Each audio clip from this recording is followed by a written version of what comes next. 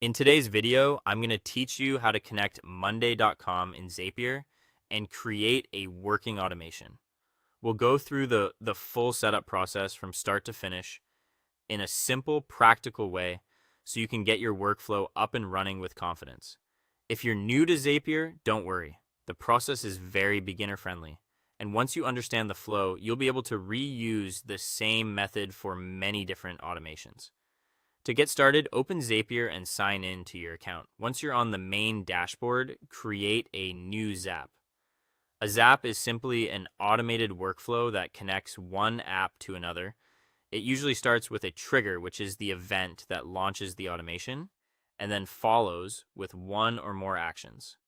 Next, choose Monday.com as either the trigger app or the action app, depending on what you want your automation to do.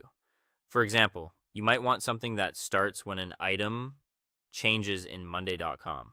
Or you may want Zapier to create or update something in Monday.com after an event happens in another tool.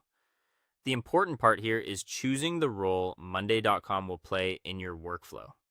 After that, sign in to your Monday.com account when Zapier prompts you to connect it. This connection allows Zapier to securely communicate with your boards and data. Make sure you approve the required permissions so the integration can work properly.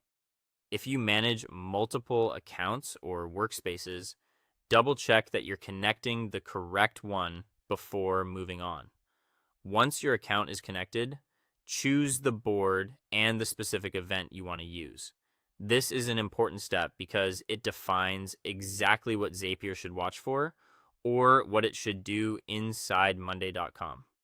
Take a moment here to select the right board and confirm that the event matches your intended workflow. Being precise at this stage helps prevent mistakes later. Now connect the second app in your Zap. This is the other platform that Monday.com will work with in the automation. Depending on your setup, this app may send data into Monday.com or receive data from it. Follow the connection prompts, sign in if needed, and map the fields carefully so the right information goes to the right place. Finally, test the Zap to make sure everything works as expected.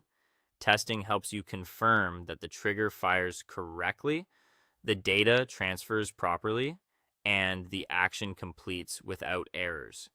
If the test is successful, publish the Zap to turn it on. Once it's live, your automation will begin running in the background and saving you time automatically.